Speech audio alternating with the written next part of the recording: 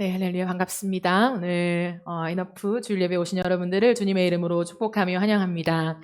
우리 옆에 사람과 함께 인사하겠습니다. 환영합니다. 잘 오셨습니다. 네, 하나님의 은혜 가운데 저희 교회가 이제 새로운 예배당을 마련하게 되었습니다. 어젯밤 늦게까지 성도들과 함께 이 공간을 좀 꾸미게 되었고요. 아직 100% 완성은 되지 않았습니다. 조금 남은 그 마무리는 차차 이제 할 예정이고요. 그래도 하나님의 은혜 가운데 좀 생각보다 빨리 이곳 가운데 들어와서 함께 예배할 수 있게 된 것 같습니다. 너무나 큰 은혜이고 오늘 이곳에서부터 시작되는 첫 시작이 여러분들의 인생의 전환점이 되기를 축복하고요. 또 이곳에서 하나님의 사랑을 깊이 만나는 귀한 역전의 시간들이 되어지기를 주님의 이름으로 축복합니다. 우리 이 시간 함께 오늘 말씀을 나누겠습니다. 에베소서 2장 1절부터 7절까지의 말씀을 우리 함께 보겠습니다. 요한계시록 2장 1절부터 7절까지 말씀입니다. 신약 성경 요한계시록 2장 1절부터 7절까지 말씀입니다. 우리 합독하겠습니다. 시작. 에베소 교회의 사자에게 편지하라. 오른손에 있는 7 별을 붙잡고 7 금촛대 사이를 거니시는 이가 이르시되 내가 내 행위와 수고와 내 인내를 알고 또 악한 자들을 용납하지 아니한 것과 자칭 사도라 하되 아닌 자들을 시험하여 그의 거짓된 것을 내가 드러낸 것과 또 내가 참고 내 이름을 위하여 견디고 게으르지 아니한 것을 아노라. 그러나 너를 책망할 것이 있나니 너의 처음 사랑을 버렸느니라. 그러므로 어디서 떨어졌는지를 생각하고 회개하여 처음 행위를 가지라. 만일 그리하지 아니하고 회개하지 아니하면 내가 내게 가서 내 촛대를 그 자리에서 옮기리라. 오직 내게 이것이 있으니 내가 니골라당의 행위를 미워하는도다. 나도 이것을 미워하노라. 귀 있는 자는 성령이 교회들에게 하시는 말씀을 들을지어다. 이기는 그에게는 내가 하나님의 낙원에 있는 생명나무의 열매를 주어 먹게 하리라. 아멘. 오늘은 뒤로 할 수 없는 사랑이라고 하는 제목으로 함께 하나님 말씀을 나누겠습니다. 많은 사람들은 하나님을 알고 싶어 하죠. 여기 모인 여러분 그리고 저도 하나님을 알고 싶어 합니다. 그런데 많은 사람들이 하나님을 알고 싶어 하지만 정작 하나님을 잘 모르는 경우가 많이 있습니다. 왜냐하면 하나님을 축소된 관점에서 바라보고 이해하기 때문이에요. 하나님의 하나님 되심을 잘 알지 못한 채 축소된 관점과 축소된 이해 가운데 하나님을 만나기 때문이죠. 어떤 사람들은 하나님을 GPS로 생각해요. 그들에게 하나님이 완수될 임무와 또 도달해야 되는 목적지를 알려주시는 분으로 이해하게 됩니다. 그래서 하나님은 자신의 인생이라고 하는 그 계기판 위에 앉으셔서 계속해서 지시하시는 이것을 하라고 명령하시는 그 하나님으로 인식하며 살아가요. 마치 내비게이션처럼 이제 여기서 우회전하세요. 2km 앞에서 이제 좌회전합니다 라고 하는 그 계속되는 신호를 알려주는 내비게이션처럼 하나님을 생각하는 경우들이 참 많은 것 같습니다. 물론 하나님이 우리에게 시키시는 일이 있죠. 그리고 우리는 그 하나님이 시키시는 일에 순종하여 걸어가는 사람들입니다. 그러나 성경에서 하나님은 우리에게 맹목적인 순종이 아니라 더 깊은 것을 원하는 하나님으로 소개하고 있어요. 하나님이 우리에게 필요한 것들을 명령하면서 그 결과를 얻어가시는 분이 아니라 우리에게 오늘도 원하는 것이 있다는 거예요. 마음을 통해서 주님이 원하시면서 더 깊은 것을 우리에게 말씀하고 계세요. 오래전 제가 신학교를 다닐 때 리더십 강의를 수강한 적이 있었습니다. 리더십 강의는 많은 리더십들이 매주마다 오셔서 다양하게 오셔서 학생들에게 믿음의 도전을 하시는 그런 수업이에요. 매주마다 다른 분들이 오시는데 그 한 날은 안민 교수님이라고 하시는 분이 오셨어요.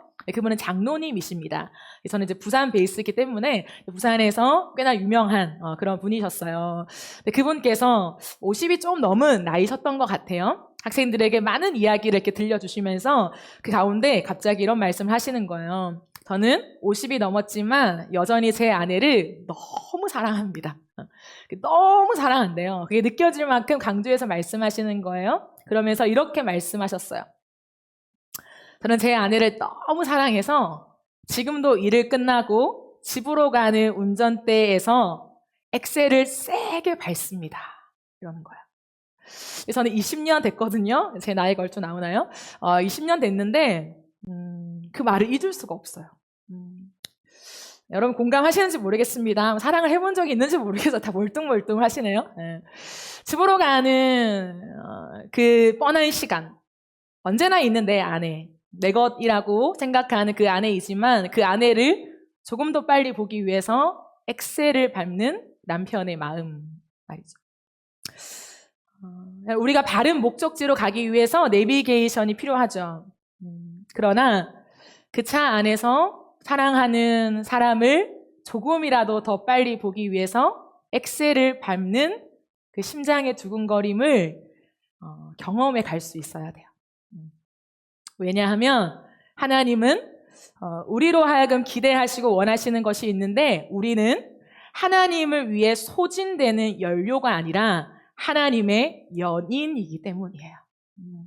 이것이 하나님이 우리와 설정하신 가장 원하시는 관계입니다.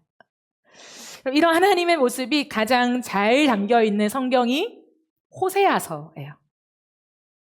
우상숭배에 깊이 빠져있는 하나님의 백성에게 하나님은 호세아라고 하는 한 선지자를 통하여서 북이스라엘로 보내어 그의 말, 행동, 그의 전 삶을 통해서 하나님과 소통하게 만드셨어요.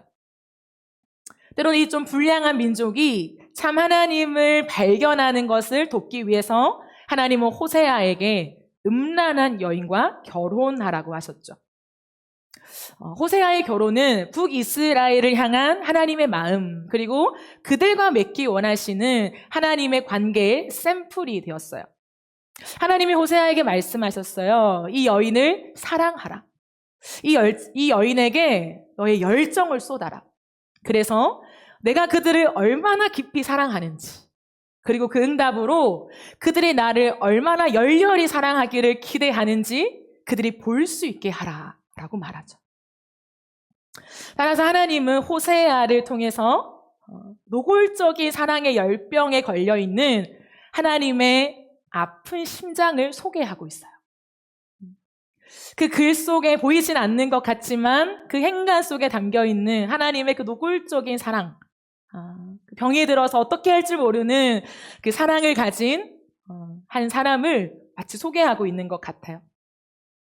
여러분, 하나님은 우리를 열정적으로 사랑하시는데 마치 신랑이 신부를 사랑하듯 열정적으로 사랑하세요. 하나님은 그분의 백성을 당혹스러울 만큼 열렬하게 사랑하신다라고 말씀하세요.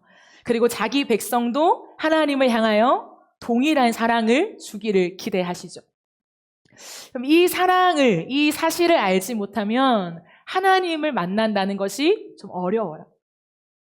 주님을 깊이 만나간다는 것이 참 어렵게 느껴지죠.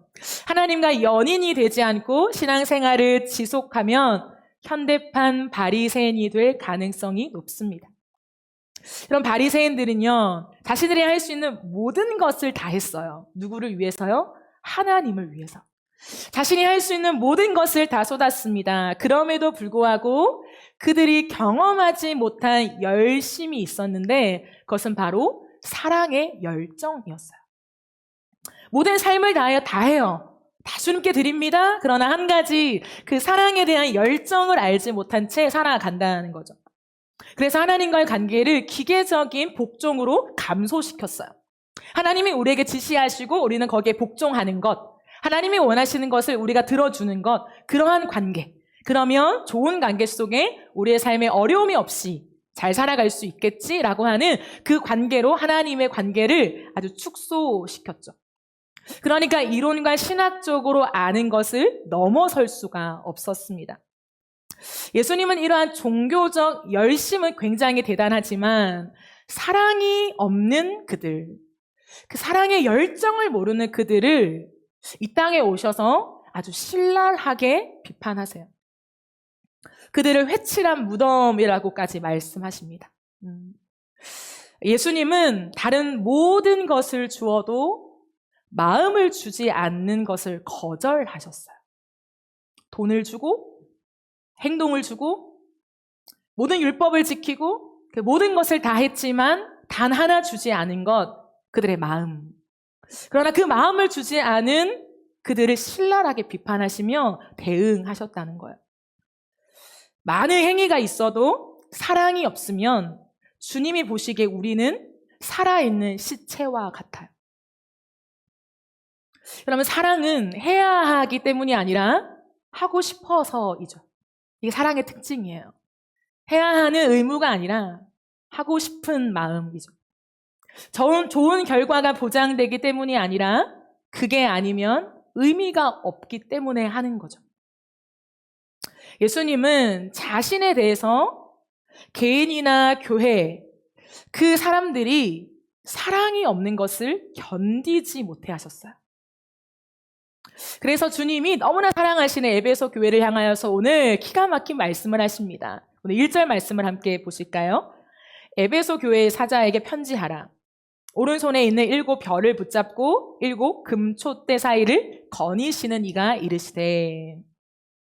여기서 7 금촛대는 당시에 소아시아에 있었던 7 교회를 상징해요. 그리고 7 별은 그 교회의 지도자들을 상징합니다.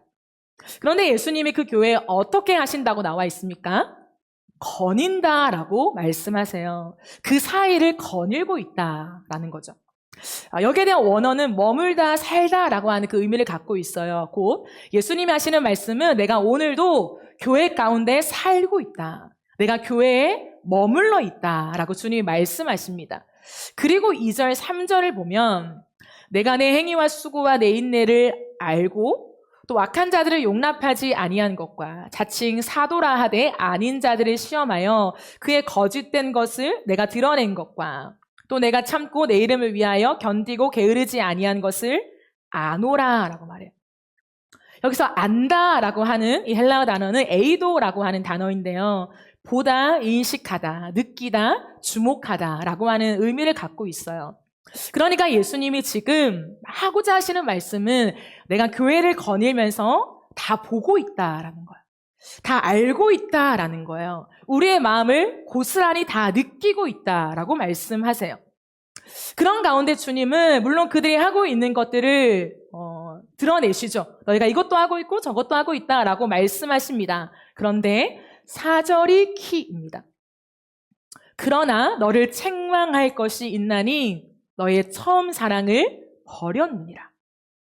여기서 그러나가 굉장히 중요해요. 그러나 우리가 생각하는 단순한 but 이게 아니에요. 여러 가지 잘한 게 있어. 근데 but 한 가지 좀 부족한 게 있네. 이런 뉘앙스가 아니라요. 헬라어로는 알라라고 하는 단어인데요. 강조 용법이에요. 그러니까 이 단어는 어떨 때 쓰이냐면 앞에 많은 것들을 얘기했어요. 그런데 진짜 요점을 딱 소개할 때에 사용하는 단어가 바로 이 그러나에 해당하는 단어입니다. 그러므로 한국말로 풀어내면 조금 더 적절한 말은 무엇이냐면 그럼에도 불구하고예요. 내가 봤을 때 너가 잘한 많은 것들이 있지만 but 한 가지가 좀 부족해 개념이 아니라 그럼에도 불구하고 말씀이라는 거예요. 그럼에도 불구하고 내가 너에게 책망할 것이 있나니 너의 처음 사랑을 버렸다라고 말씀하세요. 예수님이 만족할 수 없는 뭔가 중요한 한 가지가 빠져 있다라고 하는 거예요. 여기서 처음 사랑, 처음에 해당하는 헬라어는 프로토스입니다. 제가 오늘 여러분과 함께 헬라어를 좀 얘기하는 이유는 뭐냐면 진짜 본뜻을 조금 더 깊이 살펴보기 위함이에요. 처음이라고 하는 것, 우리가 처음 사랑, 첫사랑이라고 하는 것을 많은 사람들은 단순히 물리적인 시간 개념으로 이해할 때가 있어요. 처음 그 순간 이 정도로 이해해요. 근데 성경에 나오는 본뜻은 그 정도로는 약하다는 거예요. 여기에 대한 의미는 무엇이냐면 맨 먼저의라고 하는 뜻을 갖고 있어요. 그러니까 시간뿐만 아니라 시간, 장소, 순서 또는 중요성에 있어서 가장 앞선, 가장 으뜸이 되는, 그러니까 해석하면 무엇보다도 먼저의, 모든 것보다 먼저인, 이런 뜻을 갖고 있는 단어가 처음이라고 하는 단어예요. 우리가 아는 것과 조금 다르죠. 그러므로 예수님은 지금 에베소 교회를 향하여서 그리고 오늘 신약에 살아가는 모든 성도들을 향하여서 동일하게 말씀하시는 게 뭐냐면 무엇보다도 먼저여야 하는 것, 모든 것보다 먼저여야 하는 것이 있다라고 말씀하세요. 그것이 무엇입니까? 사랑이라는 거예요. 그런데 에베소 교회는 그 사랑을 어떻게 했어요? 버렸다라고 되어 있어요. 버렸다. 버렸다라고 하는 뜻은요, 그냥 이렇게 버리는, 우리가 생각하는 쓰레기를 버리는, 뭐 감정을 버리는 이런 측면을 말하는 것이 아니에요. 버렸다라고 하는 것은 다른 곳으로 가기 위하여서 뒤로 하다, 이런 뜻이에요.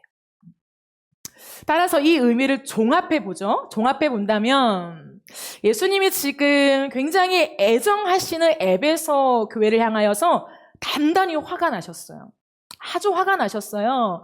그러면서 이 문제를 해결하지 않으면 어떻게까지 말씀하시냐면 내가 촛대를 옮기겠다. 즉 이 말은 뭐냐면 내가 더 이상 너희에게 머물러 있지 않고 떠나가겠다. 너희를 사용하지 않겠다라고 한 뜻이에요.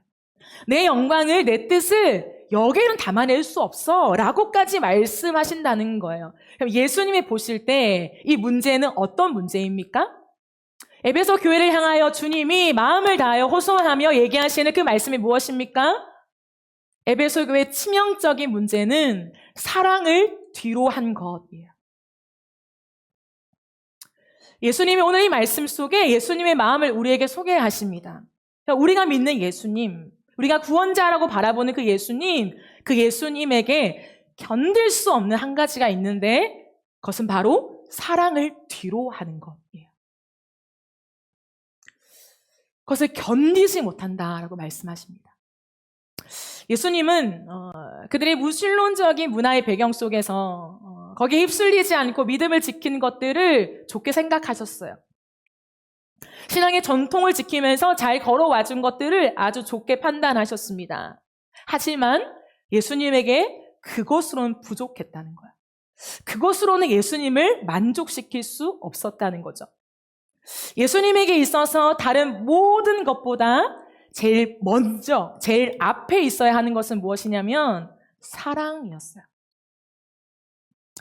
그래서 예수님은 다른 건 다 양보해도 사랑만큼은 양보할 수 없었어요. 다른 것은 그냥 넘어갈 수 있어도 사랑이 없는 것은 넘어갈 수 없다는 거예요. 그런데 대충 사랑이 없는 정도가 아니라 사랑을 맨 앞에 두지 않는 것을 넘어갈 수 없는 하나님이세요. 그래서 우리로 하여금 기대하시는 게 뭐냐면 하나님은 언제나 우리로 하여금 사랑으로 시작하기를 원하세요. 우리가 예수님을 향하여 하는 모든 것이 사랑으로 되어지기를 원하시는 거죠. 우리를 견인하는 것이 사랑이요. 우리를 끌고 가는 것이 사랑이요. 우리를 움직이게 하는 것이 사랑이기를 원하십니다. 그래서 첫사랑이라고 표현하는 거예요. 첫사랑. 주님은 첫사랑을 굉장히 좋아하시죠. 그 첫사랑은 나를 끌고 가는 힘이죠. 그럼 첫사랑 해보셨잖아요. 첫사랑. 첫사랑은 뭐냐면 그 사랑을 처음 만나면서 사랑이라는 것을 알게 되면서 그 사랑의 본래적인 모습을 경험하는 거예요. 그것은 뭐냐면 사랑이 나를 움직여가는 것이라는 거예요. 지금까지는 내 이성, 내 계획, 내 판단, 내 것을 가지고 움직여갔지만 사랑을 경험하는 순간 사랑이 나를 끌고 가고 나를 움직여가고 나를 변화시켜가는 것을 경험하는 것, 이것이 첫사랑이라고 하는 거죠. 계산해서 움직여가는 것이 아니라 사랑하기 때문에 움직이는 것. 극제인 나조차도 사랑하는 그 대상에게만큼은 피가 되는 것. 그 사랑을 따라서 내딛는 걸음들, 가슴을 따라 걸어갔던 선택의 순간들, 이게 첫사랑이죠. 첫사랑. 그러므로 내 계산, 계획, 이익, 효율, 합리적 사고보다 언제나 사랑이 앞에 있는 것, 앞에 있는 것. 이게 주님이 우리를 바라보실 때 원하시는 거예요. 예수님은 우리가 이 처음 사랑을 가지고 끝까지 가기를 원하세요. 예수님 우리의 연인이시고 우리가 그분을 신부의 심장으로 사랑하기를 원하십니다. 특이한 점은 신약에 보면 예수님께서 교회를 향하여서 지칭하실 때에 그리스도의 아내라고 말한 적이 없고 항상 그리스도의 신부라고 말하죠. 굉장히 독특한 포인트예요. 왜냐하면 이 땅에 살아가는 보편적인 남편과 아내 사이에는 관계의 시작이 되는 사랑의 불꽃, 그죠? 불꽃이 있어야 결혼을 하잖아요. 그 불꽃이 시간과 함께 시들어 가기 때문이에요.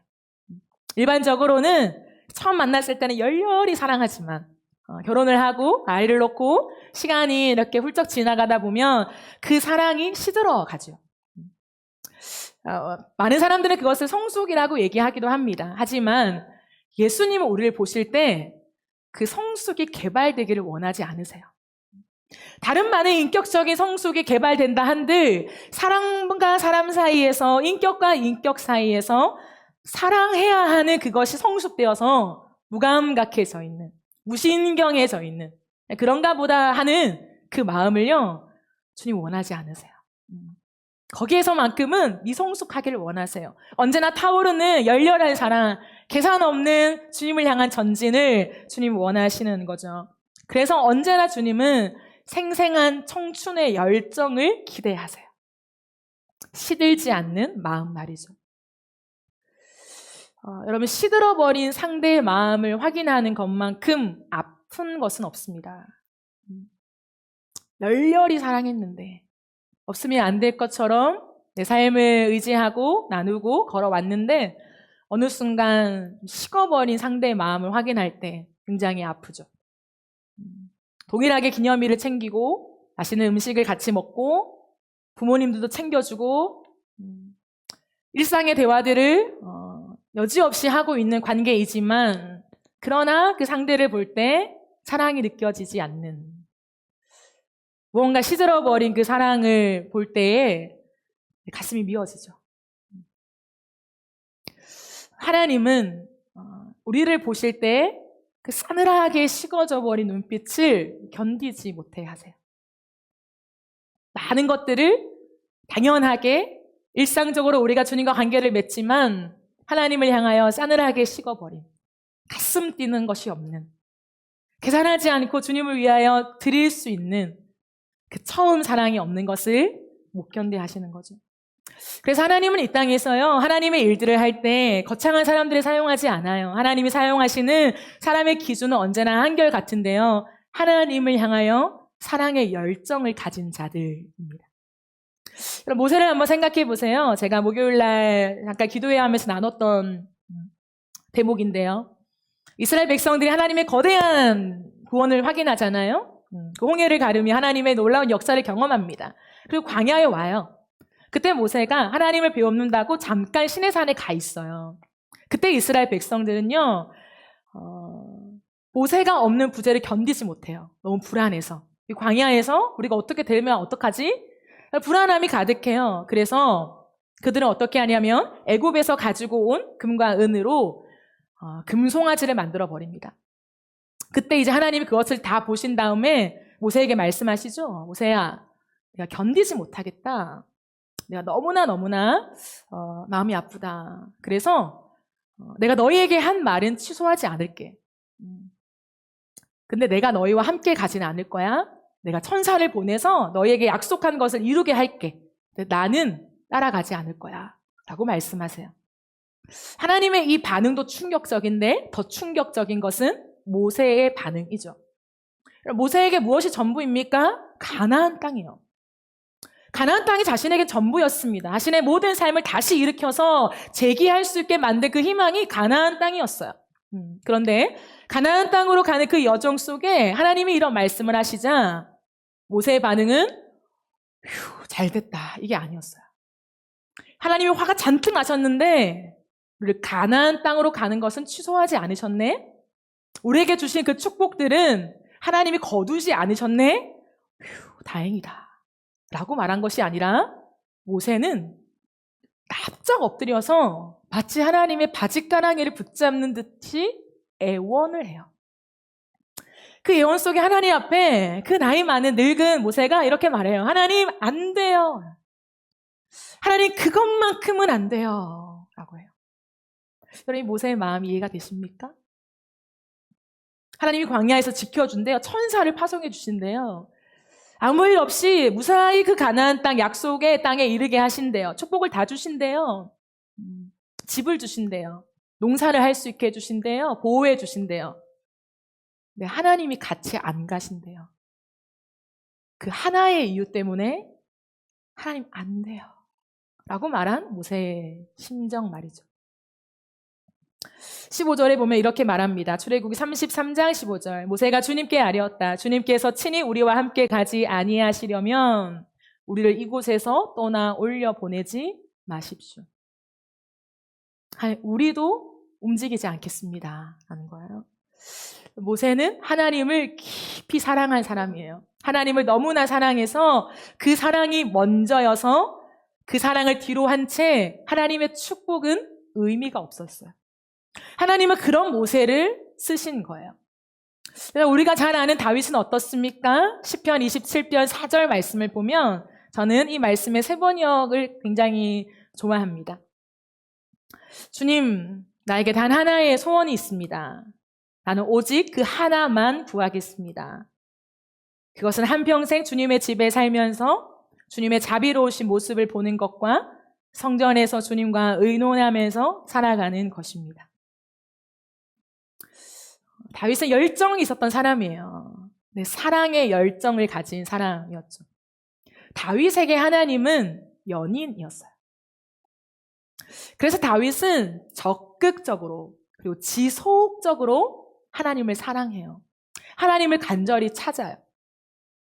그 찾음, 언제나 하나님을 찾는 그의 심장은 내 목적을 이루기 위해서, 내 필요를 채우기 위해서가 아니라 어제보다 오늘 더 그 주님을 사랑하기 위해서 들끓는 그 존재적인 원함이었어요. 하나님의 존재를 향한 그 들끓는 마음이 다윗의 심장이었어요. 어제 실컷 봤지만 오늘 또 보고 싶은, 오늘 실컷 봤지만 내일 안 보면 죽을 것 같은 그 연인의 사랑이 다윗의 마음을 가득 채우고 있었어요. 그 사랑의 강렬함, 그것이 하나님을 향한 다윗의 마음이었어요. 그래서 방문 정도가 아니라 하나님의 집에 거주하고 싶다는 표현을 써요.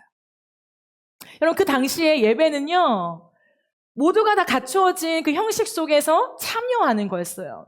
근데 다윗은요, 하나님을 향하여 하나님 방문이 아니라 그냥 일요일에 이렇게 모여서 한번 예배하는 것 말고 하나님과 함께 거주하고 싶어요.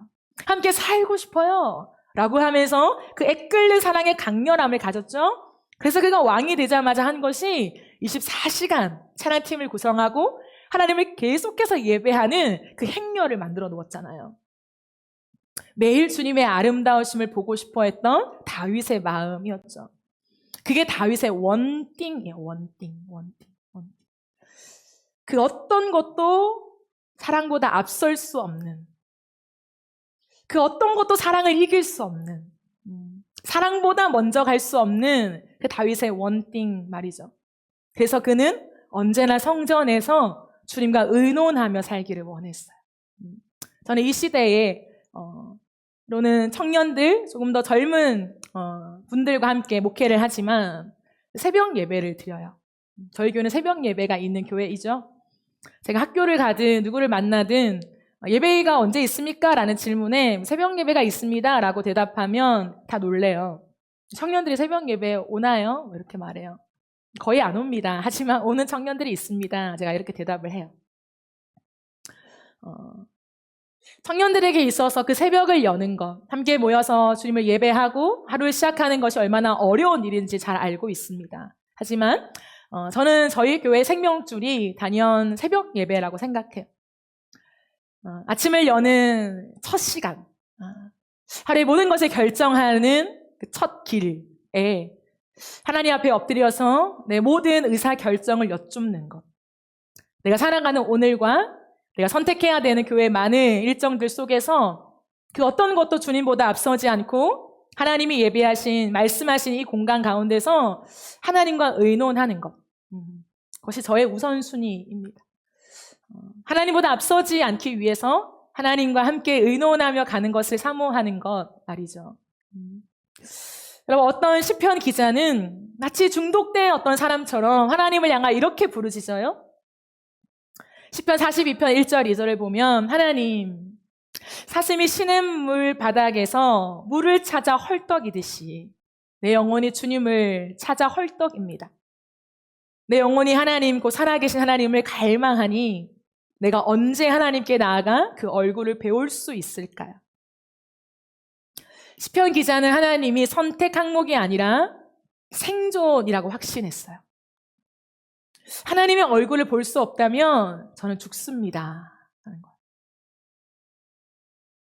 자, 흥미롭게도 신약을 살아가는 바울도 빌립보 3장에서 비슷한 고백을 남겨요.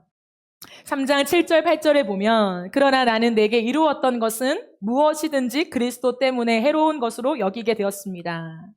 그뿐만 아니라 내 주 예수 그리스도를 아는 지식이 가장 고귀함으로 나는 그 밖의 모든 것을 해로 여깁니다. 나는 그리스도 때문에 모든 것을 잃었고 그 모든 것을 오물로 여깁니다. 나는 그리스도를 얻고 라고 얘기해요.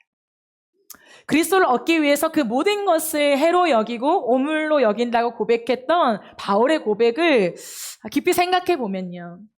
그럼 이 말은 그냥 저 하나님 참 좋아해요. 저 하나님이 참 좋습니다. 라고 고백하는 사람이 할 수 있는 말은 아니에요. 그죠?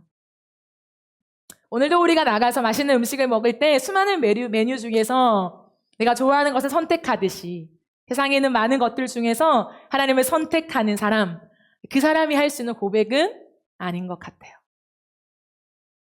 그런 내 선택을 위한 것이 아니라 마치 깊은 바다 가운데 잠수부에게 그 산소통이 필요한 것처럼 바울은 하나님이 마치 내 영혼의 산소통입니다 라고 고백하는 것과 같아요.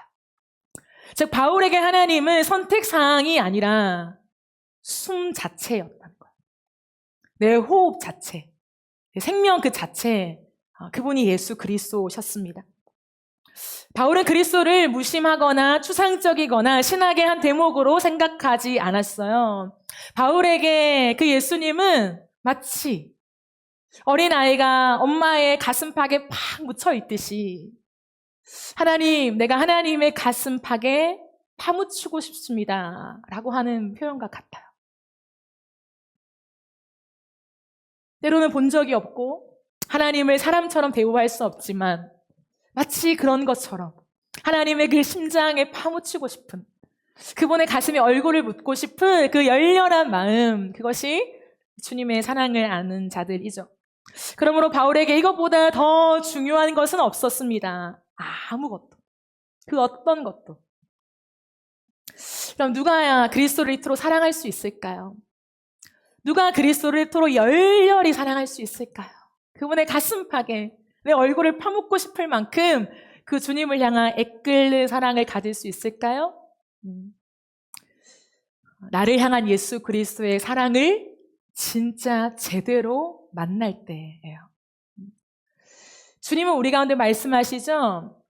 하나님이 세상을 이처럼 사랑하사.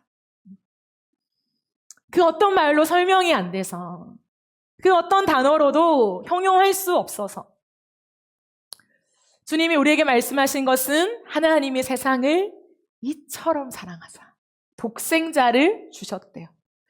세상에서 가장 극단적인 사랑이에요. 모든 것을 다 만드신 하나님이 우리에게 다 주어도 부족하여서 하나님이 주신 것은 자신의 독생자였다는 거예요. 우리에게 단순히 어떤 일부분을 적당히 주신 분이 아니라 자신의 전부를 쏟아서 주신 사랑, 그게 예수 그리스도의 사랑이요 하나님의 사랑입니다. 그분은 그 사랑을 가진 존재로서 움직이지 않아요. 그분은 변하지 않습니다. 우리가 끝없이 변하지만 변하지 않아요. 여러분 혹시 짝사랑을 해보셨나요? 미친 듯이 누군가를 사랑하는데 그 사랑이 돌아오지 않을 때에 견딜 수 없는 마음들이 있어요. 하나님이 우리에게 하나님의 마음과 사랑을 말씀하시면서 너희가 날 사랑하지 않아? 나도 너희를 사랑하지 않을 거야 라고 말씀하시지 않고요.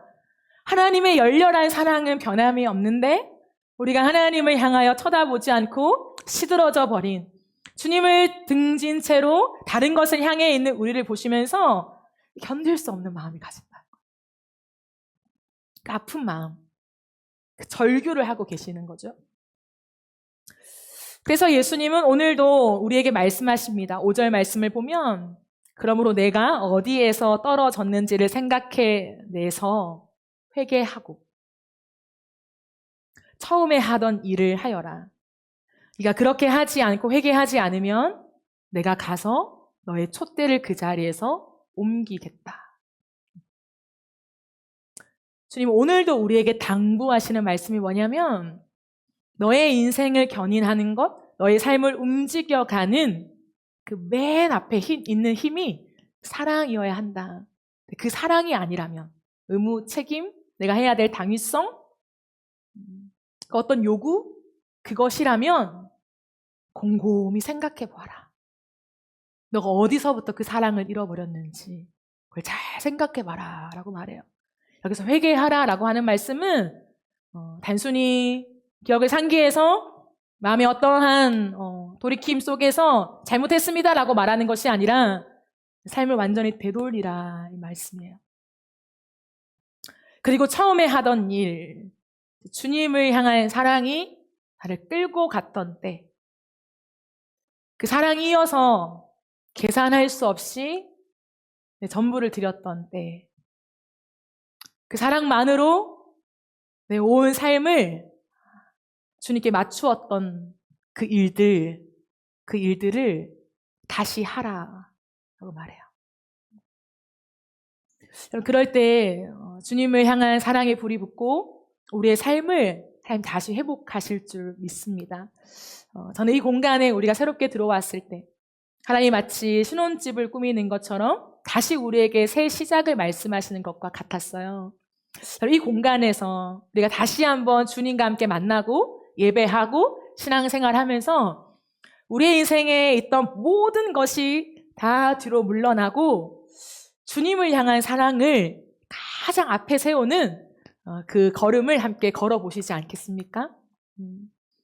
우리를 향하여 아들까지 주신 그 사랑이 무엇인지, 자신의 모든 것을 우리를 향하여 쏟아부으신 그 사랑이 무엇인지 그것을 알기 원하는 열린 마음을 가지고, 그리고 그 사랑을 알아서 하나님 나도 그 사랑이 이끄는 삶을 살아보고 싶습니다. 하나님 그 사랑에 성숙된 것 말고 다 알지 다 그런 거 아니야? 그런 거 말고 또 새록새록 피어나는 두근거림과 설렘을 가지고 끝까지 주님 만나는 그날까지 사랑을 이어가는 그런 예배자가 되고 싶습니다. 오늘 그 고백과 그 원함이 저와 여러분에게 있는 귀한 예배가 되기를 주님의 이름으로 축복합니다.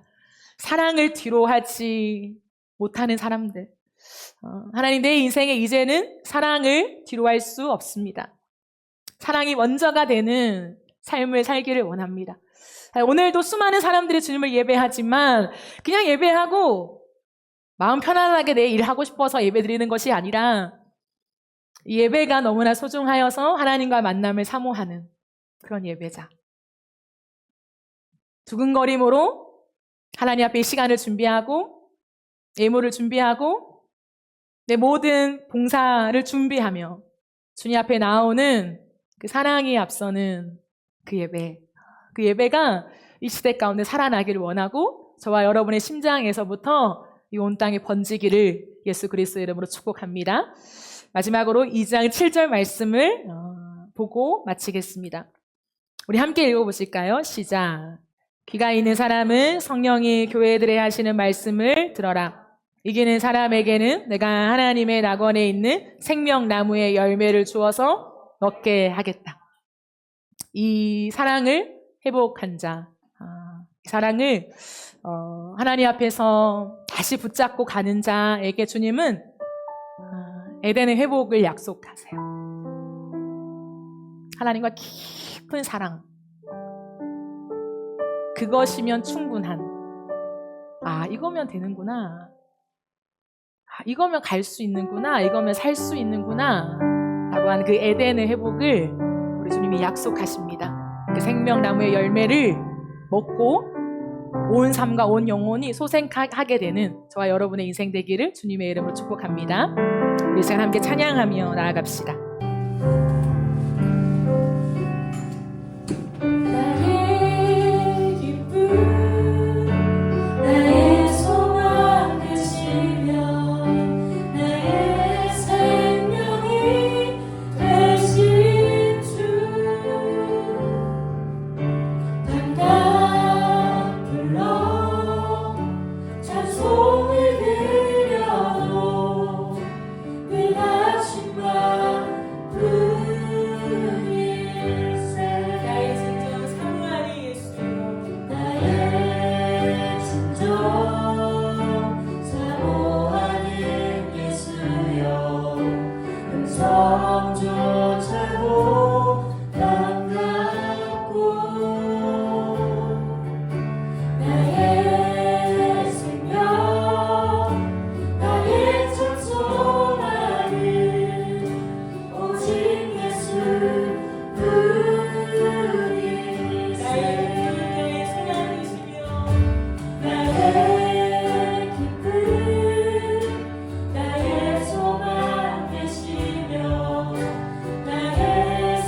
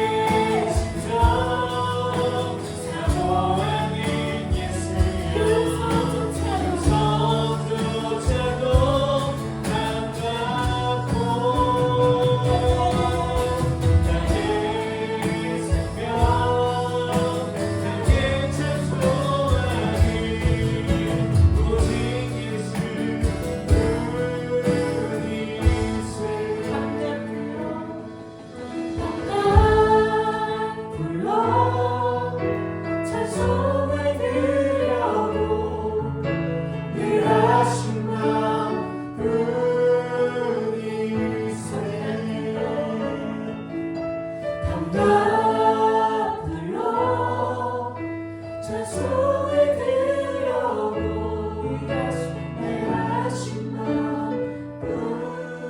우리세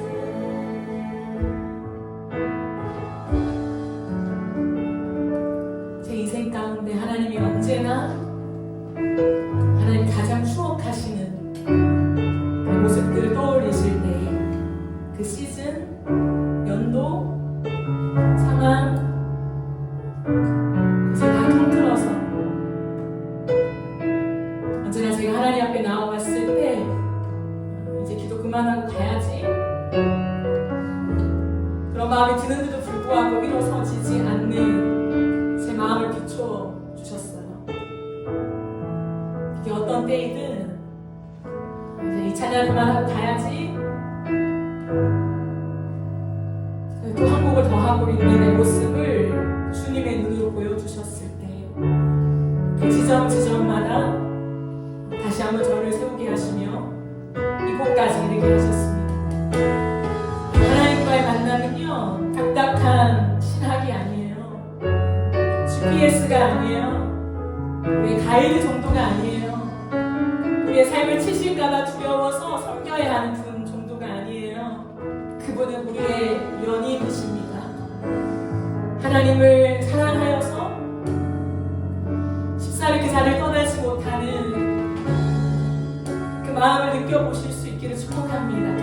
우리 진짜 기도하며 나아갈 때 하나님 우리를 사랑하실 때 죽기까지 사랑하셔서 그 아들을 보내주신 사랑 하시는 전부를 숨길 수밖에 없는 그 사랑 그 사랑이 대체 무엇입니까? 내 삶을 통하여서 그 사랑을 알아가게 하여 주시옵소서. 내가 호세아까지는 아니지만 하나님 내 삶을 통하여서 대체 그 하나님의 사랑이 뭐길래 대체 그 하나님의 열정이 뭐길래 아들 주시기까지 하시나 이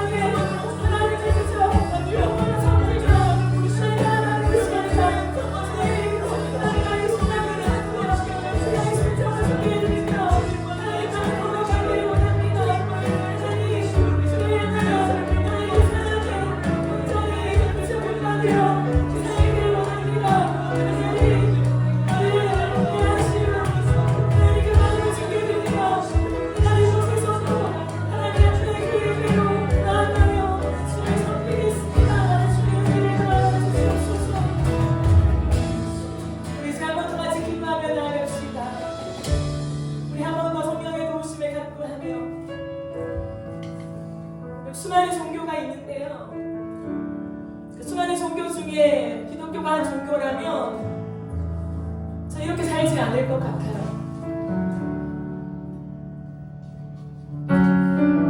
계산도 있고 야망도 있고 많은 것을 가지고 싶었던 결핍의 인생, 그 인생을 따라 걸었을 것 같습니다. 그러나 수많은 종교 중에 하나가 아니라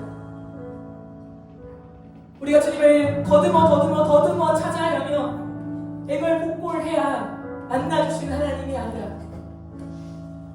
우리를 향하여 찾아오시고 내려오신 그 성육신의 사랑, 그 사랑이 우리 안에 있기에 오늘도 예수는 생명입니다. 자, 기도하며 나아갈 때 나에게 예수님은 정말 누구십니까?